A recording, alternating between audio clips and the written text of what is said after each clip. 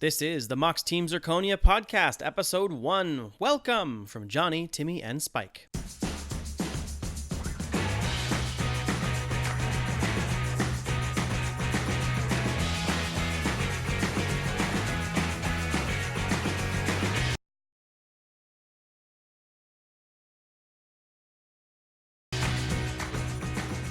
Welcome, everybody, to the very first episode of the Mox Team Zirconia Podcast. I'm Colin.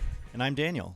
And I'm Graham, and we are your hosts. We are a brand spanking new podcast all about Magic the Gathering, and we're making this podcast for everyone.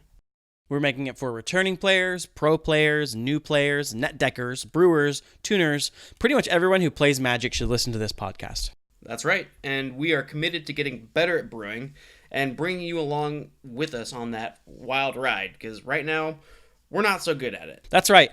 We are at a kitchen table level right now, but we are hoping that through practice brewing every week and learning from our decks, we can get better and better and better. And so for right now, we are absolutely not pros. Well, one of us was. Actually, that's true. Daniel, you played in the Pro Tour. Why don't you tell us about your Pro Tour experience? Well, thanks for asking. Yes, a long time ago, I played on the Pro Tour. 1998, Los Angeles. That was my first Pro Tour. It was Tempest only constructed. It was a strange format that was all about this card, Curse Scroll, that rewarded emptying your hand really quickly. And I didn't do too well at that one. The second Pro Tour I played in was Pro Tour New York 99, which was another weird constructed format. It was Urza's Block constructed. And ooh, cool. Yeah, I played a Sneak Attack deck, and Sneak Attack's an enchantment that gets huge creatures into play for cheap. And I did really well at that one. I made top 16. So pretty close to making top 8 in that one. The deck was designed by this guy, Kevin Jambroni, and that's really one of the only interactions I ever had with him. So it was pretty cool that he helped me almost top 8 a Pro Tour. That's very cool. And then I played in a draft Pro Tour in London. Didn't do very well. And then I just kind of ran out of money. So I couldn't keep going. Like, I qualified a few more times, but actually I did play in the Team Pro Tour in Seattle in 2004 with a couple friends of mine. That was pretty awesome to get to play in the only Pro Tour here. At least at the time, it had been the first Pro Tour. They had the World Championship in Seattle, so I think they felt that it wasn't necessary to have a Pro Tour in Seattle. But yeah, that was my last Pro Tour was Seattle 2004, so it's been 12 years, I guess. I've tried to go back a few times, but it's gotten a lot harder than it used to be to qualify. You have to win 2 tournaments now, the second of which is very difficult because it's all people that have won the lower level qualifier tournaments. That makes sense. That would be difficult. Yeah, but I still have dreams. I still would like to qualify again. I almost won a preliminary qualifier recently, but lost in the finals. Well, hopefully Colin and I can help you get back there, Daniel. That's right. Thank you. Yeah, well, hopefully with our fun, awesome, spiky brews that we're going to come up with, we can help you get back, and we can hopefully help some of our listeners get inspired to make awesome decks and get to Pro Tours themselves or become more competitive if they want to. And that's definitely a huge reason why we're doing this podcast. Yeah, also because Colin and I are both returning players. Right. Yes, so we started playing back when Magic was new, back around Revised, or I think 4th edition or so. When the borders were white and pure. That's right, when the borders were white. Well, actually, they were really gross because they picked up hand dirt super fast. Because they were white, and yeah, nobody played in sleeves yet. Yeah, although it is interesting. I've noticed there is a strange prejudice against white bordered cards. Like now when people are playing white bordered lands, they're like, oh, ew, why are you playing a white bordered land? And I kind of don't, as a returning player who I kind of just don't get it. Why do people hate white bordered lands? Do you know, Daniel? No, and now that cards are all black border, I kind of love white border cards if I can get them. They make me happy. Gotcha. Actually, I kind of think that the white border cards look bad. So I always try to play with the black border cards just because I think they look cleaner and nicer. I think that might be part of the prejudice, and I think that that's also why Wizards went away from the white border, is because of that. They don't show the grime and like the dirt and all that kind of gross stuff. They just look cleaner and nicer. Gotcha. Well, since this podcast is going to be focused primarily on standard play, we shouldn't have to worry about too many white bordered cards, but yeah, we want to get better at standard, and since we just recently got back into Magic, standard has sort of been the area where we've been having the most fun along with limited, and we just want to get better at standard constructed and have a lot of fun playing with new cards and learning about new cards and talking about new cards, and yeah, just making some awesome decks that are super fun to play and learning how to evaluate cards. And I think that's about right. Graham, what, have anything to add about that? Yeah, I would say that Magic has changed quite a bit since we left it.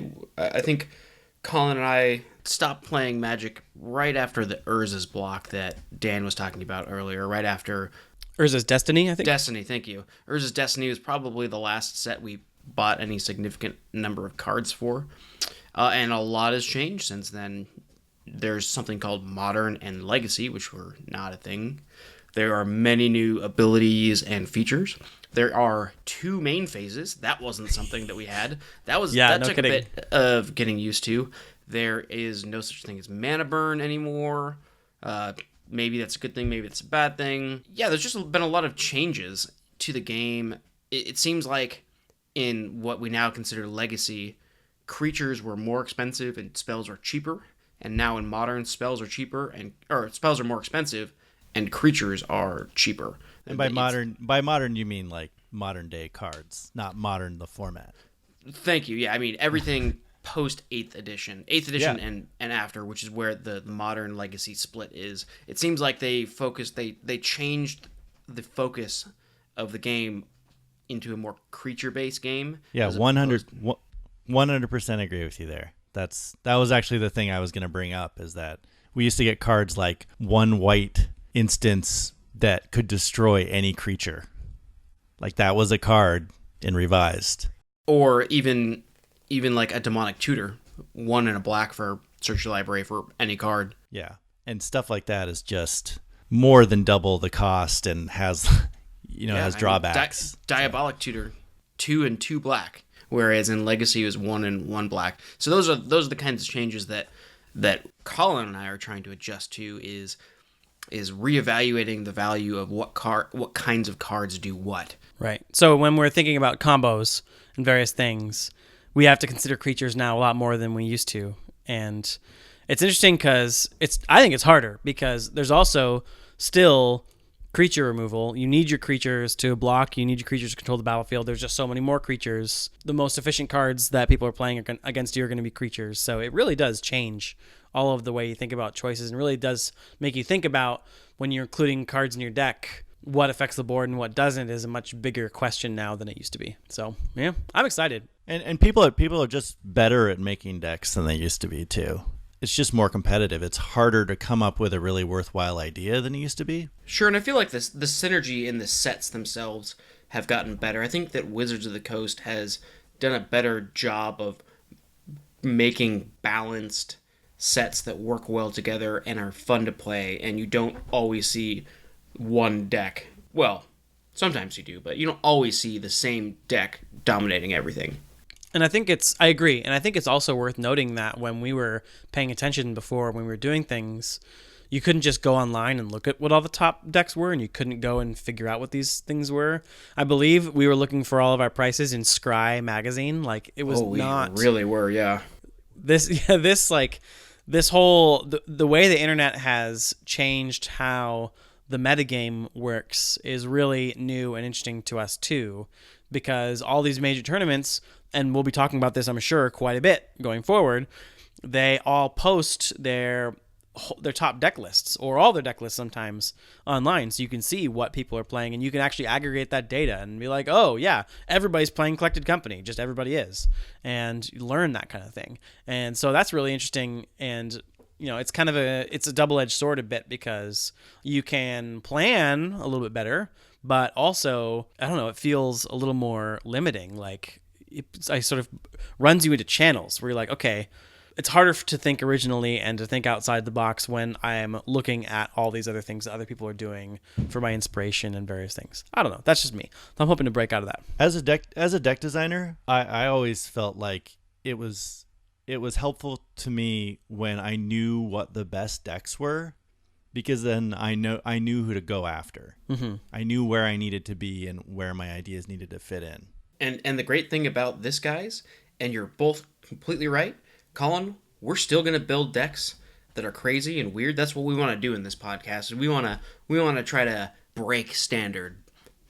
But Daniel, your point's also correct. We need to know what we need to be breaking, or at least what the clock is. Sure. What's the bar? Right. How much time we have for our crazy idea, or how much we need to hedge against dying before the crazy idea comes to fruition. Right.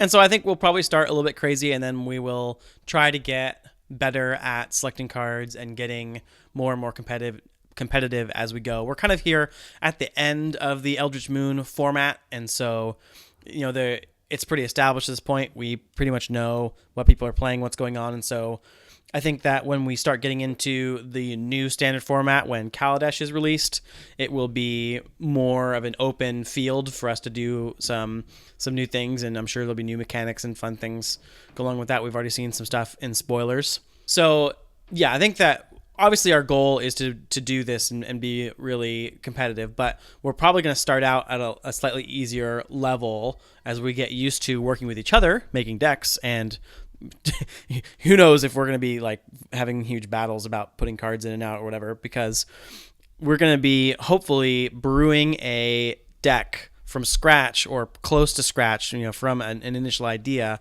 every week on the podcast. And we're really excited about that. And we have one for you today. And I think that's just going to be where we can really focus our learning and get better at cards and putting cards in, and then testing them and bringing our feedback. And absolutely. And I hope that you guys, the listeners, will be able to take something from this experience of us building decks together. Hopefully you can follow our logic so that you understand why we're putting which cards in. And if you don't follow our logic, you should reach out and ask us on Twitter or email us or in the comment section on YouTube, and we'll let you know. Yeah, so we'll be starting with the deck concept, and then together we'll be putting the rest of the deck together, and we'll have all of that available on our tappedout.net account, which is Mox Team Zirconia. If you search for that, you should be able to find us. And we really want to know what you think. We want to know if you tried it, if maybe you got really excited about what we were doing and you wanted to test it yourself, so you threw it together or something really close to it based on the cards that you had, and you took it down to your Friday Night Magic. We want to hear about it. We want to see the photos of your victory packs, as you're doing this. And we also exactly. Victory Packs is the name of my new band. Or your pity packs. That's right. Thanks, Mox Team Zirconia, for giving us a deck to win. But also we want to inspire you to think about your own combinations of things. Maybe we are brewing a deck around a specific combination of cards or something, and we bring up a card that by itself is just something you're really excited about. And you're like, wow, I didn't know that card was there, or I never thought about that card very much, but now that they're talking about it, it's kind of intriguing me, and that will cause you to go off in your own direction and take that card and start your own deck idea and work and build off of that, and then take that deck to a Friday Night Magic or a PPTQ or something. That is also a goal of ours, to just be talking about cards and be sort of getting the flow going. That seems better almost, just that we'll make decks and then we'll be like, oh, this card was really cool. I don't know if our deck is any good, but this card is really cool. And I think that's how a lot of people actually build decks, is they'll see these top 8 lists and then they'll say, maybe they'll test one of those decks, and then they won't really like it, but they'll say, oh, I really like this one interaction or this one card, and then they'll sort of rebuild around that. And that would be awesome too, if we just came up with these new, or like sort of almost broke a card, or not broke it necessarily, but like put it more into the spotlight, where it's like, yeah, people should be playing this card. I don't know why they aren't. I don't think the deck the Mox Team guys made was very good, but I can see how those cards would work really well in a different deck. Yeah, and there are also going to be times where we're going to have to make decisions. Do we go one direction or do we go the other? And maybe you think we're wrong. Maybe you think, oh man, they chose to go this way and they really should have gone the other way. Well, build it out. Show us we're wrong. Put up that list. Throw it in our face. Exactly. We'll take it. We can take it. Right. And so I think that one of the cool things, or at least what I hope is a cool thing, is that as players that came back and sort of started getting into Limited as our primary format, because, well, Limited is really fun, and because there's a whole bunch of cards in Modern that we just don't know because we missed all those sets. I think that if someone else is sort of at our level, like, oh yeah, I would really like to get into deck building, but it seems like a lot of time commitment, or it's a real bummer that you have to lose a lot in order to do this, or I'm just not really feeling like I can take it all the way, and I like going online and finding decks and playing those. But I would like to be able to understand more about what I can tweak or should tweak or not, or understand maybe why some of the decisions were made to put those decks together. We hope this podcast will help inspire you to go ahead and take that step and be like, okay, yeah, I see what it takes to sort of brew up a deck and what to do. And I hadn't really thought about that very much before. And so, it is a little bit tough sometimes with a prototype deck that doesn't work, and some of the decks won't work, and that's just how it happens with brewing. But we'll talk about what happens with all our decks. We're going to test them ourselves each week, and then we're going to come back and we're going to give the results of that testing, and we are hopefully going to be combining that eventually with results that you guys have for us if you guys test them. And that's going to be, I think, very valuable learning, talking about, oh yeah, so we played against this deck and this happens, or this card that we ran into just totally wrecked this deck. And that is something that we can take as good information about the format moving forward for the decks that we're creating later. So that is also a huge goal of the podcast, and a reason we're doing this is to learn from our triumphs and our defeats, which hopefully there will be many, and also just to play more Magic, because this will make us play more Magic, which we love and we're very excited about doing. That's right. And yes, as we've said several times before, you guys should totally engage with us. Let us know how we're doing, what you think of our decks, whether you think we're awful. And there are a couple ways you can do that. You can comment directly on the decks that we post on Tapped Out. We'll be at Mox Team Zirconia. That's all one word, Mox Team Zirconia. We have a Twitter handle. Our Twitter is at Mox Zirconia. And then you can email us directly at moxzirconia@gmail.com. You can also post a reply in the YouTube comment section. That's right, because we're going to be putting these podcasts up as YouTube videos as well, with just the audio for people that like to listen to them that way. So there'll be discussion there. And yeah, just engage with us. Let us know. It's going to be great. We want to become part of the Magic the Gathering content creator community and be there for you to enjoy just talking about cards and brewing cards every week. Yeah, and thank you guys so much for listening. We're really glad to have you with us. Yeah, so with that, why don't we go ahead and get into our first brew? Let's do it. I'm ready. How about you, Daniel? yes. Okay, welcome to our first live brew. The deck we are working on today is a red-green aggressive deck built around Silver for Partisan and with a payoff of Mirror Wing Dragon. So Silver for Partisan is a 2 and a green 2/2 wolf that says that whenever a wolf or werewolf you control is targeted by a spell, you get to put a 2/2 wolf token onto the battlefield, including itself. So a lot of spells. Let's be clear that that's a target of an instant or sorcery spell. An important distinction. Much. Yes, an instant or sorcery spell that you target. So that does not include abilities. Right, or auras, which is what I was specifically getting at. Gotcha. Exactly. So yeah, so basically you can pump them, but then it goes away because you can't use any permanent spells to do that. So that's very good. Thank you very much. And so the idea is we get the Silver for Partisan in play as fast as we can, and then we basically clog the ground with wolves and then use spells to do that. One way that we are going to try and really pay off on the partisan is with Mirroring Dragon, which is red. It is 3 red for a 4/5 flying dragon. And it says whenever a player casts an instant or sorcery spell that targets only Mirroring Dragon, that player copies that spell for each other creature he or she controls, and that spell could target. And each copy targets a different one of those creatures. So that's a lot of words for basically saying if you cast a spell on a Mirroring Dragon, that same spell hits all of your creatures.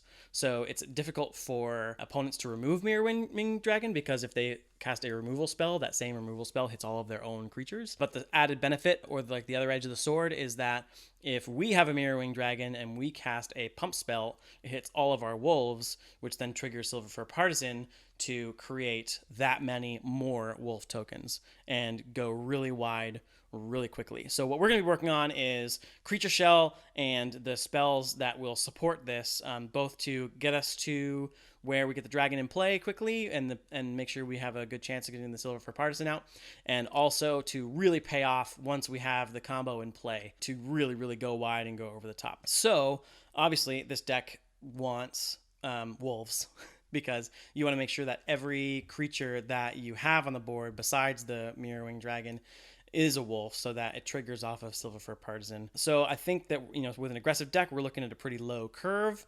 We might talk about some 1-drop wolves in a little bit if we need to, but as far as 2 or 3-drop wolves will probably be the meat of the deck, and Silver Fur Partisan itself is a 3-drop, so we might end up going a little heavier on the 2 drops as well. So yeah, guys, what do you think? Extra wolves. Daniel, any ideas?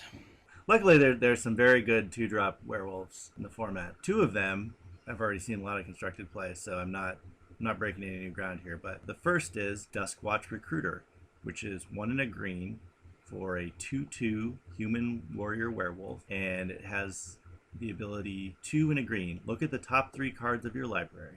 You may reveal a creature card from among them and put it into your hand. Put the rest on the bottom of your library in any order. It also has, at the beginning of each upkeep, if no spells were cast last turn, transform Duskwatch Recruiter. What it transforms into is Crawlin' Horde Howler, which is a werewolf, and it says creature spells you cast cost 1 less to cast, and it is a 3/3. Cool. So we should probably clarify, since we're building a werewolf or a wolf deck, that basically all of the werewolves in Shadows of Innistrad share one ability, which is that if nobody casts any spells, they transform to their backside, and then if a player casts 2 or more spells in a turn, they transform back to the front side, and that's how the werewolves work. And so that way we don't have to describe it on every single werewolf we talk about.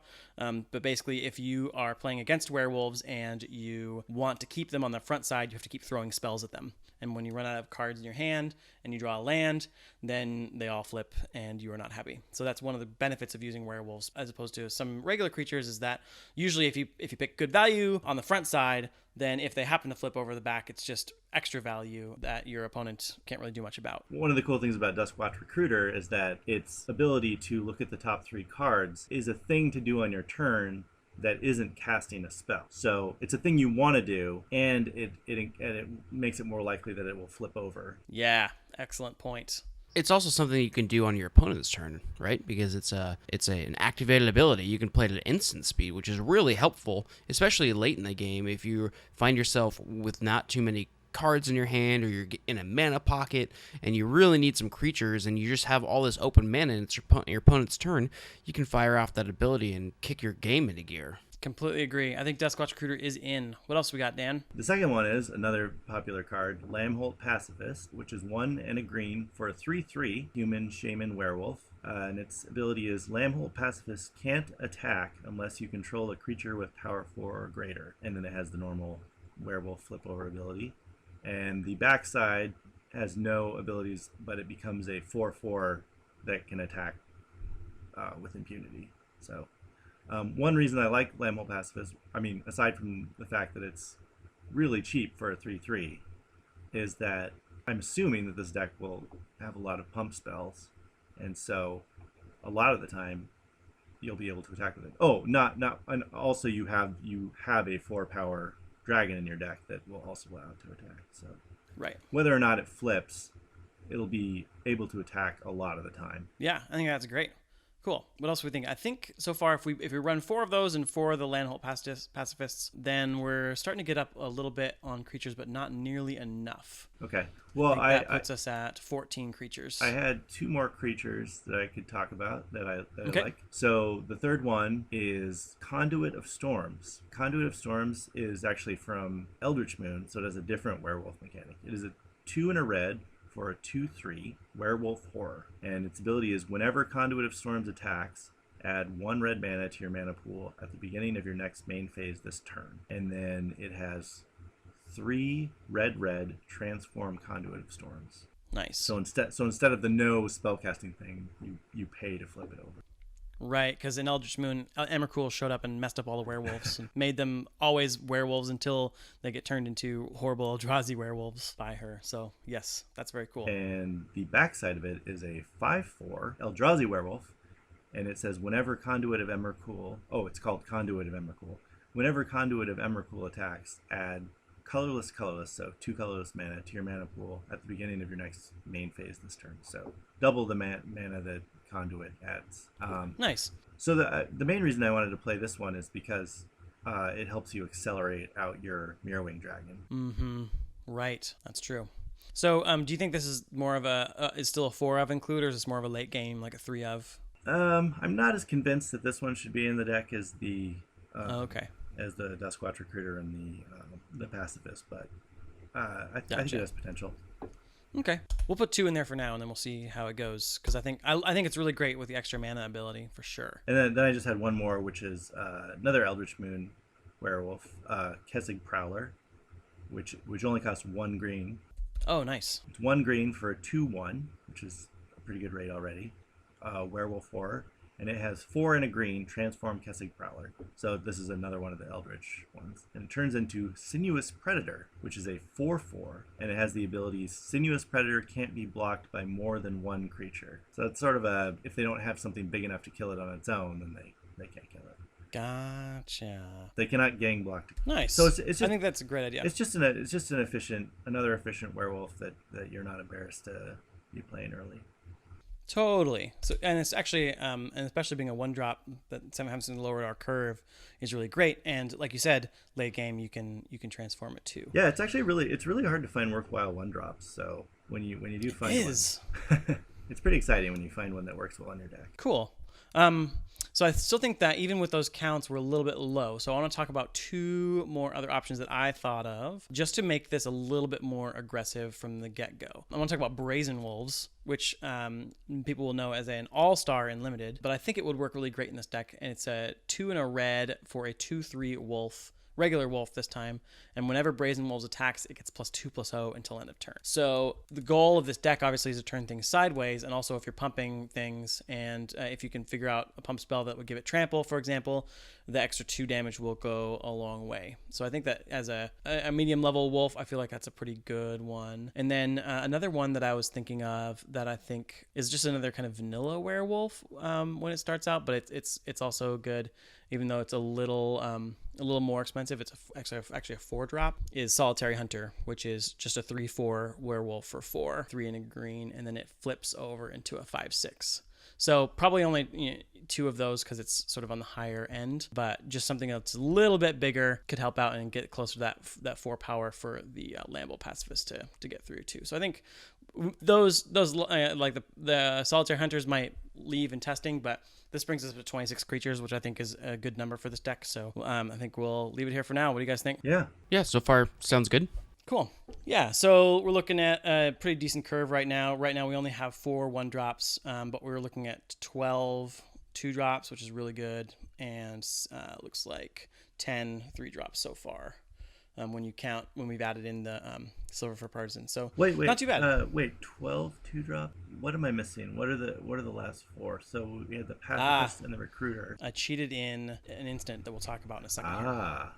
Yes. So actually, that's a very good segue. So the instant that I cheated into the deck because I was so sure it will work is called Moonlight Hunt. And it's an instant, and it's 1 in the green. Choose target creature you don't control. Each creature you control that's a wolf or werewolf deals damage equal to its power to that creature. So when pretty much every creature in your deck is a wolf, you're going to get, at worst, 2 damage out of this card, but that'd be very rare. I think that you're probably going to get 4 or more damage, which is usually pretty good at removing other creatures in standard right now. And then I think Graham has some ideas for other instants that we can use to pay off on the dragon. I have some control instance we can talk about. I think we're going to get to that a little bit later, but I do have some things, some payoff spells that we can use with our dragon that would go a long ways toward making this deck really mean. And the first one I want to talk about is called Expedite. And Expedite is 1 red for an instant that says target creature gains haste until end of turn. Draw a card. And so on the face of it, normally,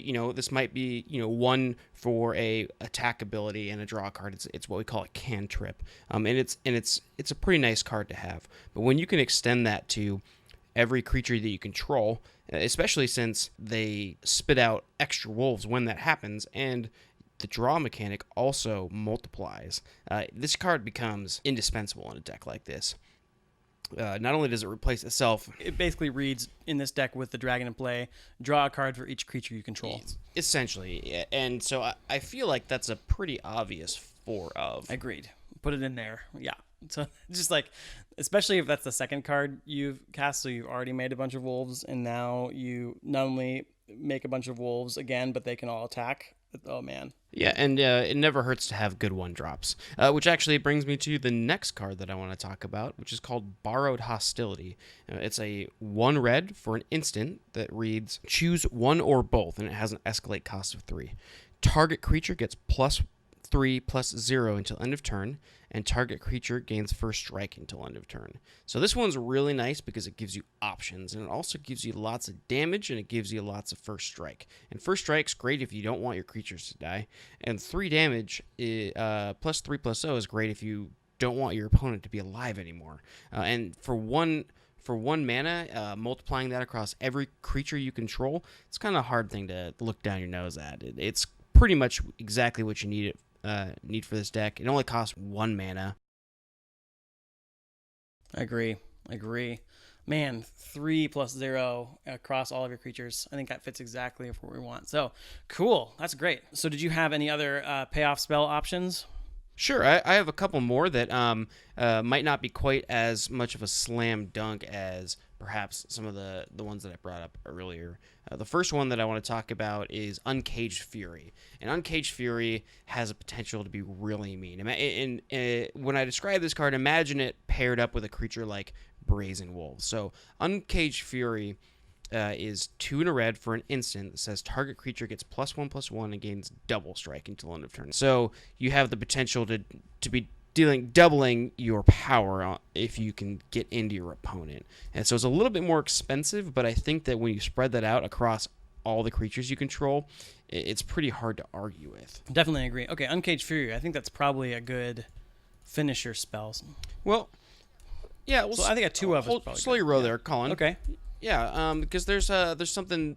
There are a couple that maybe we would like even more than Uncaged Fury, because Uncaged Fury is a little bit expensive and it only gets you +1/+1. And granted, it's double strike, but another great classic spell that we could throw in this deck is Titanic Growth, which is one in a green for an instant that says target creature gets +4/+4 until end of turn.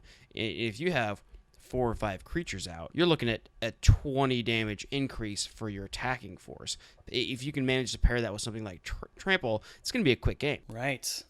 That's a really good point.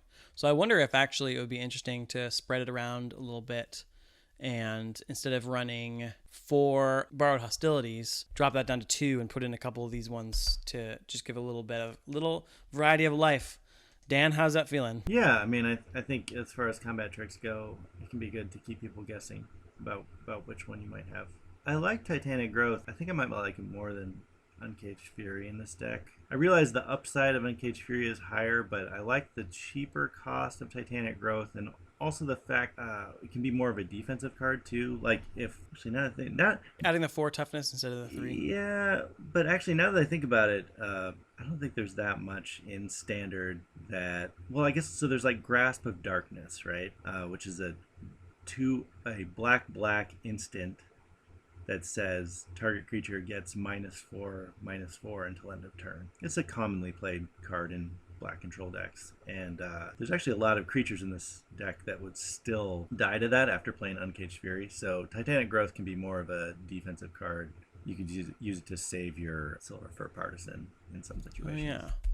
That's true. I think that's great. I think that's a good point. So I think if we start with 2 in the main and then put 2 more in the sideboard to swap out if we need that defensive hit for game 2, I think we're in pretty good shape there. Good point.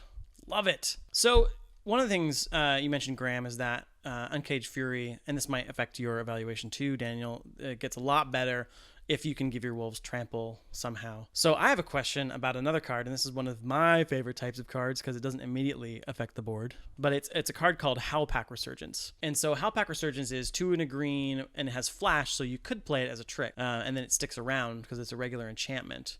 Each creature you control, it's a wolf or werewolf, gets +1/+1 and trample. So I see this card reading and feeling a bit like Always Watching does in some of the white aggro decks, giving a permanent +1/+1 effect. It immediately makes most of the wolves make it so that your Lambbolt Pacifist can attack. It gives them all trample. It gives your tokens trample, so if they chump block them, you get damage through, especially if you've mirror winged them and made them bigger. And since the Silver Fur Partisan puts 2/2 tokens on the board and most things put 1/1 tokens on the board, you're killing the other tokens and getting damage through a lot faster. So Daniel, what do you think? Like, is, if we throw a couple of these in here and like maybe is 2 maybe consistent enough, or is this something that you're not interested in this deck because it would probably be at the expense of creatures? What do you think? I'm not that excited about it, and the reason is that it seems like it's not part of the plan. And I agree that you look at this deck full of wolves and werewolves, and you think, well, look at this. I mean, it's going to pump my whole team, but we're kind of losing sight of the central idea. And you can only have so many cards that are pumping your team. I mean, you have to have a team to start with, right? And then and I agree with Dan on this. The main problem that I have with it, and I do like the card in general, I think it's really good. I like your comparison to Always Watching. My biggest problem in this particular deck is that it doesn't have a target mechanic, which is really what's going to get this deck fired off. Both of our core creatures require, in order for them to be useful, they have to be targeted by something, and so do our other creatures. All right. I completely agree. You've sold me. I just wanted to talk about it as an option because I thought that it would be an interesting way to get the tokens through. But let's go wider than that. So I think you're right. So another question is, we should talk about the red-green planeswalker, who is also a wolf, werewolf sometimes, just in to see if you feel like she would fit in this deck or not. She's kind of weird because she's a flip planeswalker, so I'm going to summarize her since there's so much text. But basically, she is a 4-mana planeswalker, 2 red and green for 3 loyalty to start. She has a +1 ability that basically gives a 1 target creature +2/+2 vigilance and haste. And then her 0 ability is put a 2/2 green wolf token on the battlefield and transform her. So her 0 transforms her and does the same thing that Silver Fur Partisan does. If you target Silver Fur Partisan, puts a token on. On the back, she has 3 abilities. +1 is creatures you control get +1/+1 and gain trample until end of turn. So that's sort of the one-shot version of this last card that I was talking about. And then her -1 is she deals 3 damage to target creature or player and transforms back to the front side. And then she has an ultimate, which is a -6, which is you get an emblem with creatures you control, have haste, and tap this creature deals damage equal to its power to target creature or player. So it basically turns all of your creatures into direct damage. So I don't know. She can affect the board on her first turn down and protect herself by creating a wolf and flipping over. And then she turns into a +1 machine, giving a +1/+1 trample. So that would kind of solve that problem. I kind of feel like my initial gut, and me not being the spiky player as we've talked before, is that she is probably better than the 4-drop creature that I talked about earlier. Just put right into that spot. But how are you guys feeling? I like it. I think it's a good addition to this deck. Just in the fact that it makes a wolf, and it just gives the deck some extra long-term power. Yeah, I'm on board. I think this card's good in this deck. Cool. So since they're legendary, I'm probably thinking of a 2 of right now. Graham, agree, disagree? I like it. I like the fact that it puts out wolves. That's really what we want to make sure we're focusing on this deck, is going as wide as possible. And she allows us to do that. She creates wolves. That's what we're after. Yeah. The only downside I can see is that if you hit her with a Duskwatch Recruiter, you can't put her into your hand, but because she's not a creature. But I think that's still, the benefits outweigh that pretty heavily. Cool. So just a quick temperature question. We got a bunch of creatures. We've got a bunch of spells that target them, and we've got 4 direct removal spells, and then we've got which is kind of low for a removal suite, but considering this deck is aggressive, it's hopefully going to be stomping the battlefield, which will be removing creatures and trading a little bit. Do we feel like we need anything else? Do we feel like we're going to be able to get our dragon consistently enough or fast enough, or do we need to talk about things and ways to get the dragon into play? Well, I think that we probably do, considering we've only got 2 of them in the deck, and they're pretty important to making this deck fire off. Well, correctly. yeah, I started with 2 because if we're going to play some other cards to cheat them or get them faster, then but I guess Duskwatch Recruiter can do that too. But Daniel, what were you going to say? No, well, actually, I realized I already did this, but while I was thinking about this a little more, I thought that maybe Ulvenwald Captive might be a good 1 of or 2 of in the deck. Just real quick, it's 1/2 for, I'm sorry, 1 and a green for a 1/2 werewolf horror with defender, and it has tap, add green to your mana pool, and then it's one of the Eldritch Moon werewolves, so it has 5 green transform, and then it turns into a 4/6 that has tap, add colorless to your mana pool. So then I can attack. But I think that was maybe we should have 1 or 2 of those in the deck too, just to kind of get things rolling a little faster. It was just kind of a card I missed when I was going over the list earlier. That could also be a replacement for Conduit of Storms if you wanted like an earlier, cheaper way to Right. Yeah. Another way we could go, which is not the ramping direction and not the hard casting direction, is Eldritch Evolution, which is a sorcery that has a lot of text, but I will summarize. It's 1 green, and it basically says, sacrifice a creature as an additional cost to cast it, then search your library for another creature card that has a casting cost of up to 2 more than the converted mana cost of the creature you just sacrificed, and put it into play. So basically, since we're running so many 3-drops, an Eldritch Evolution that we draw is essentially a Mirror-Wing Dragon that we get to tutor. How many 3-drops are we currently running? Oh, well, we have Brazen Wolves. Yeah. So right now we got Brazen Wolves, Conduit of Storms, and then we've got Silver Fur Partisan. Silver Fur Partisan. Yeah. Which we don't actually want to sacrifice. Right, exactly. Because, if there's 2 of those, it should be noted, it multiplies everything by 2.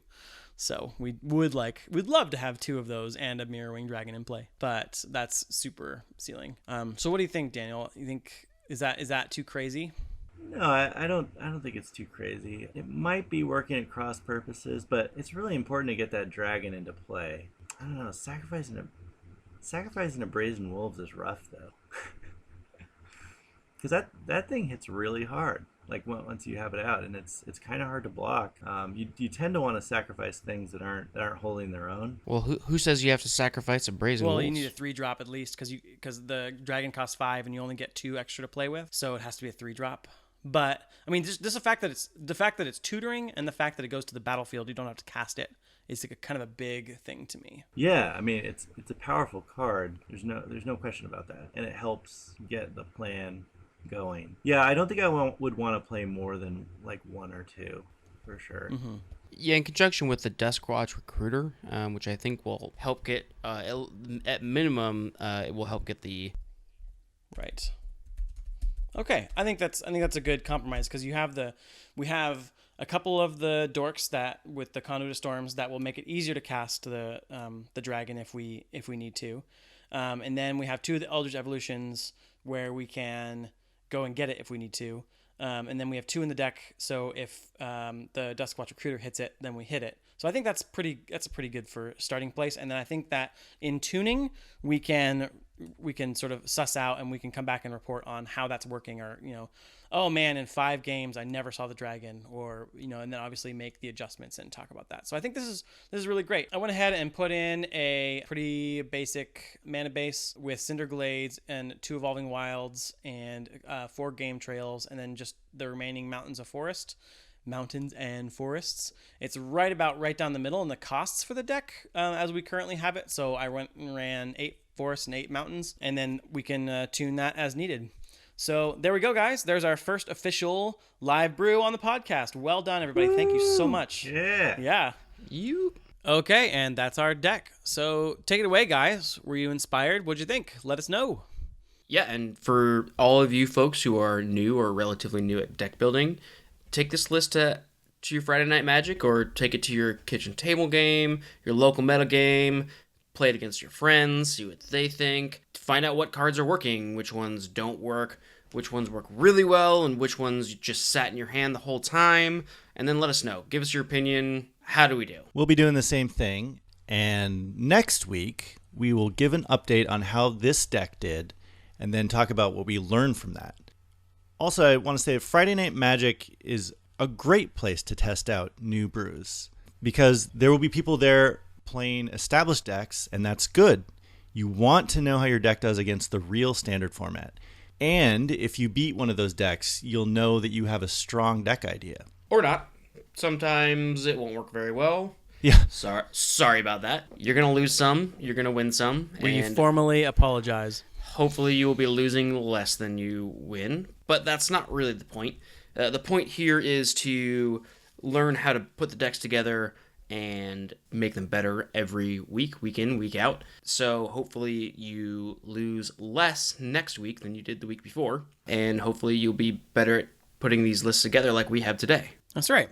So speaking of putting decks together and not losing very much, Daniel, you created a zombie deck that was pretty good and seemed to do pretty well. Why don't you tell us a little bit about that deck? By doing pretty well, I mean, I took it to my local Friday Night Magic and went 4-0, which is pretty good. I'd actually never done that at this game store before. But the genesis of the deck is basically just when I saw the Eldritch Moon spoiler, I was really excited about this card, Crypt Breaker, which is a 1 black, 1/1 zombie that says 1 colorless, 1 black, tap, discard a card, put a 2/2 zombie token into play. And then as a second ability, tap 3 zombies you control, you lose 1 life and draw a card. I'm obsessed with 1-cost creatures that are still powerful later in the game. And also the card really was just like, you should make a zombie deck. Just everything about it just screamed at me. So I've never made a zombie deck before, and I was very excited to have a card that really encouraged me to do that. So I started seeing what zombies were available, and if it's even a viable strategy. And it there was a lot of stuff out there. Basically, the way the deck wins is to play this card, Deergraph Colossus, which is 2 and a black for a 2/2 zombie, and says Deergraph Colossus enters the battlefield with a +1/+1 counter on it for each zombie card in your graveyard, which is not the cool part. The cool part is it also says whenever you cast a zombie spell, put a 2/2 black zombie creature token onto the battlefield tapped. So what the deck does, I mean, it's obviously filled with a bunch of zombies and Crypt Breakers, and you put out the Crypt Breaker, hopefully, if you draw it, and you draw a bunch of cards, and then you put Colossus into play and just play more and more zombies and create more and more zombie tokens, and they're drawing you cards, and eventually you just have such a large army that you just overwhelm the opponent with it. But mostly the deck just wins because you draw a lot of cards with Crypt Breaker, and it's just hard to beat somebody that has a lot of cards in their hand. Totally, especially when they're all zombie priced. You don't have to. Yeah, you can cast them all really fast. You can really just flood the board with a ton of stuff. That's kind of how it works. It's really good against one of the most popular decks in the format, which is the Bant Company deck, which is Bant Company. If you know anything about Standard, you know this deck has been dominating Standard for quite some time. It's also known as the Enemy. Yeah, and that's a mid-range deck that has all these ETB creatures and value creatures like Duskwatch Recruiter and Reflector Mage, Tireless Tracker. It's full of all these just really great mid-range creatures. And the thing that the zombie deck does is it just sort of builds up sort of a more overwhelming advantage. The Band Company deck is sort of trying to just outvalue you, just kind of nickel and dime you to death with all these like little slight edges. And the zombie deck just sort of builds to a more powerful, overwhelming force than the Band Company deck has. Yeah, well, I had one of them in my deck, but it's not really the key to the deck. It's really good against the zombie deck. I'll tell you that. You don't want to see that in play against you. The decks that it really fears are the sort of black control decks, like Languish. Languish is real bad. Well, Languish being a 2 black sorcery that gives -4/-4 to all creatures. The only creature I have that can survive that is Nantuko Husk, and it survives it by eating the other creatures that were going to die to the Languish anyway. But then all you have in play is Nantuko Husk. So Well, a Diagraph Colossus can survive that too if it enters the battlefield with +1/+1 counters. it usually didn't though. So it was my plan against that kind of the Languish strategy or any other sort of quote Wrath of God type strategy where they're destroying all your creatures at once was just to play a bunch of counter magic in the sideboard. So in this case, it was negate. So I was trying to get a decent force into play, and then if they had a sweeper, counter it. Gotcha. So when you started it, how close is the final list from when you initially brewed it, and what was your testing like? Did you find that certain things worked or didn't, or what were you learning? Well, it doesn't actually come out of the gate that fast. And what I realized was that Cryptbreaker was by far the best card. I mean, it was sort of the makes sense. It was sort of the impetus for building the deck. But what I did realize though was that I was drawing all these cards because I always had Cryptbreaker, and I didn't originally have Colossus, so I was drawing all these cards, but I didn't really have anything that powerful to do other than play Nantuko Husk and sacrifice creatures to it. So I decided that I needed to add some more late game stuff to do with all these cards in hand and all these zombies in play. So then Colossus became the payoff, as it were, like the Mirrorwing Dragon, Silver Fur Partisan situation. Recursion, which is kind of a theme in zombie decks a lot, where you return things from the graveyard to your hand. Do you find yourself doing that a lot? Is that why your Colossus isn't big? Because you're bringing stuff back that's died? I think that it's just not the. I mean, sometimes the Colossus was accidentally big. That wasn't really the point. It's what we call a happy accident, folks. Yeah, it usually just won by making a lot of zombie tokens. With the getting big Colossus was not the goal, and it just didn't happen that often. Well, I'll be really curious to see how it does against a lot of the new artifacts when standard rotates, because I imagine that this deck is pretty safe from rotation. Do you have any older cards that are gonna get kicked out? Oh, well, it's losing Nantuko Husk. Oh, okay, I think that's the because that's Origins, right? yeah, and it also had a couple Jace Vryn's Prodigy, but they're not really central to the. It was a pretty good card in the deck, but it's not central to the strategy. So yeah, it is mostly still intact. And actually, there have been like other zombie decks played on the Pro Tour, and they were quite a bit different than this. So I wouldn't necessarily say that this is the best zombie deck out there. This is just the one I made. It's still pretty good. I think it's a good deck. Well, I think that's a goal too. Is we don't want to necessarily just copy the Pro Tour. We want to beat the Pro Tour eventually. So I think that's great. You went your own direction and you got something that works really well. Well, I also didn't know what the Pro Tour direction was at the time I built it, so I had no choice. Well, good job. Thank you. Good. Yeah, so we'll go ahead and post this list on our Tapped Out also, so you guys can check it out, because I'm pretty excited about it. Daniel is a little bit like, oh, it's just a deck I made, it's fine. But I'm pumped about it. I think it's great. Well, all of the decks we're going to have on this, they're all just a deck we made. They're fine. So all three of us sort of come from different perspectives, different backgrounds. Daniel from the Pro Tour. I think Graham, when we were playing before, in that time, we didn't even know there was a Pro Tour. I'm pretty sure. We played at lunchtime in middle school. Right, I was pretty young at that point. My deck building skills were fairly non-existent. Mm-hmm. So maybe we should just get a sense for posterity of where we feel like we're at right now, so that later on, once we've had all this practice and we've gone and done a bunch of decks, we can say, oh, hey, back when we started this podcast and we had these goals to get better at brewing, where did we start? What was our benchmark starting place? And what did we want to do and what did we want to accomplish, so that we can sort of measure some of this stuff against ourselves? So if you want, I can start a little bit. I think that my goal is to be a little bit more focused and really learn how many cards to put in a deck of a certain type versus another, and really understand how to really effectively use a sideboard is also very important, because that's difficult. And I think that I want to just, my ideas tend to be a little wild and crazy. I like to include cards that are maybe really fun but not as efficient, or things that are really, Some might call it overambitious. Overambitious. That's a great way Fools. to put it. Exactly.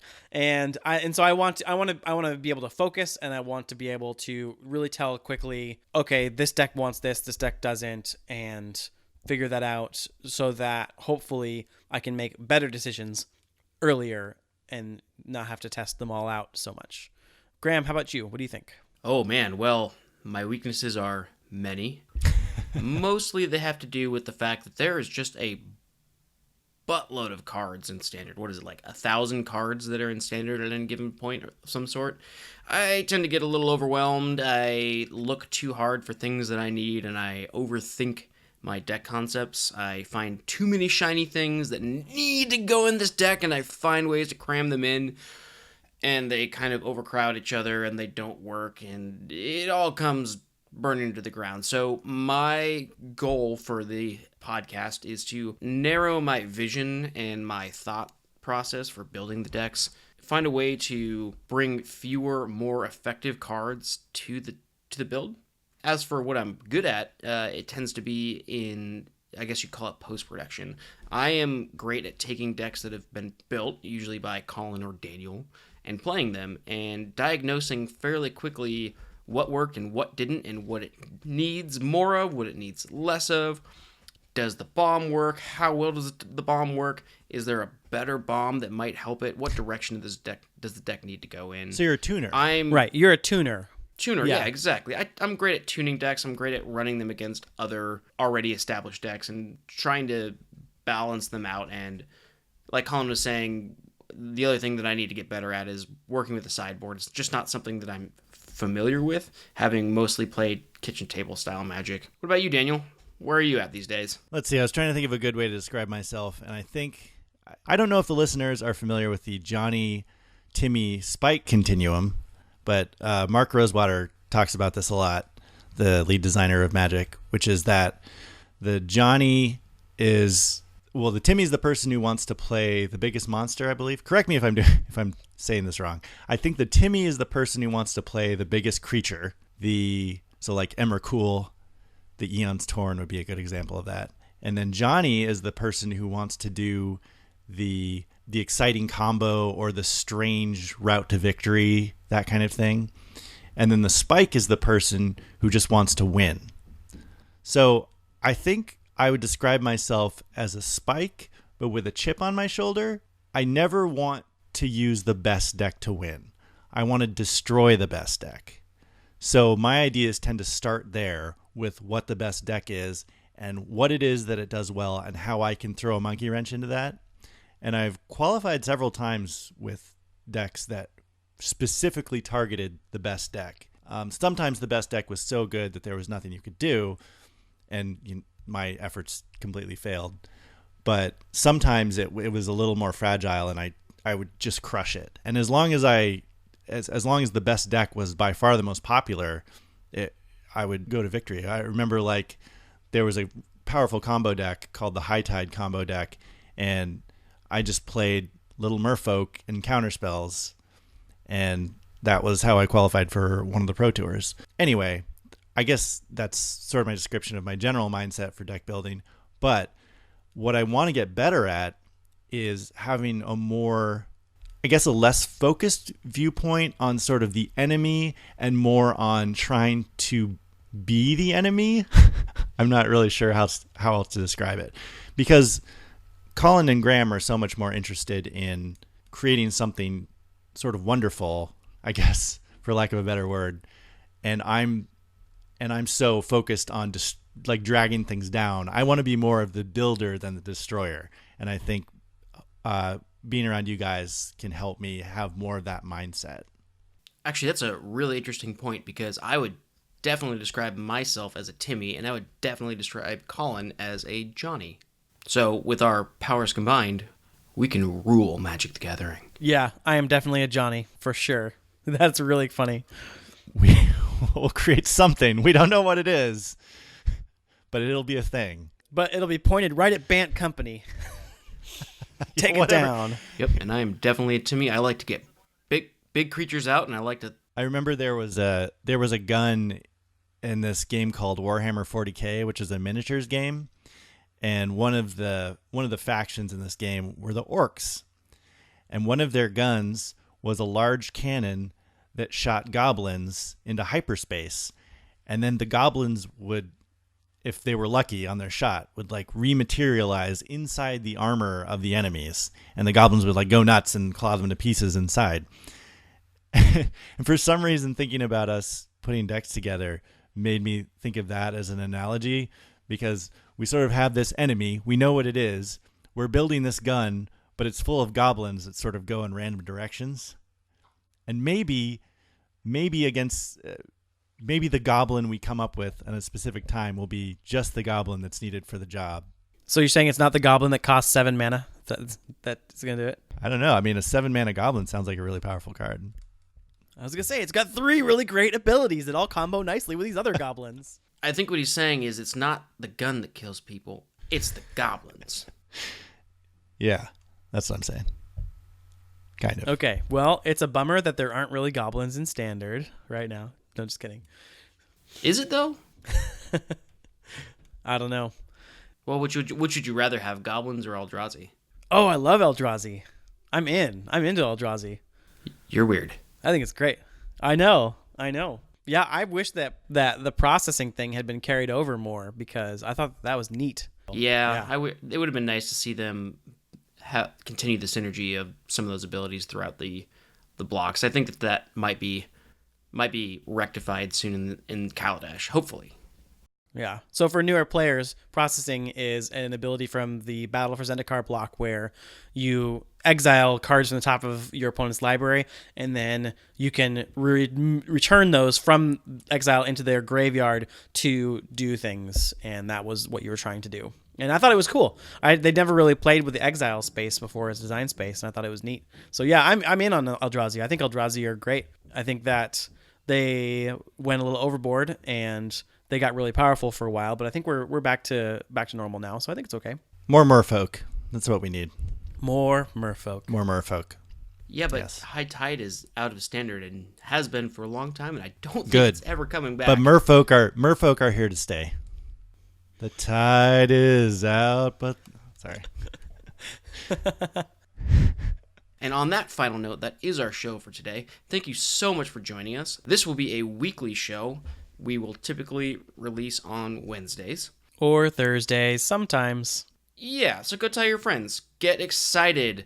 Play our decks, but don't lose with them. And then tell us about it. Or, yeah, if you lose with them, we really want to know. But mostly we want to know, what did you change about them to win with them? Because that is what we want everybody to do.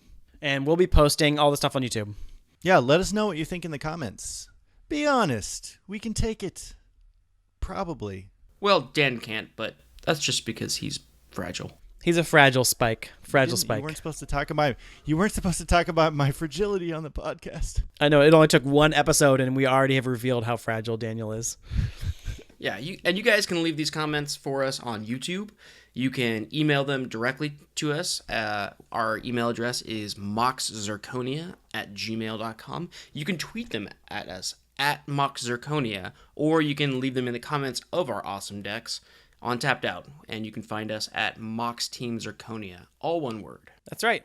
And more than anything, we just hope that you are inspired to go out and build decks and play Magic with your friends and go to your local game store and have a great time. And that is what we want. So go out and do that and subscribe to this podcast. And we're really excited for where this is going to go. We're also hopefully going to have more YouTube videos and more content for you guys as we grow and develop. But this is just a starting place. And we're super pumped and we're really glad to be here. So thank you very, very much for listening. Yeah, we'll see you guys right here next week. Bye.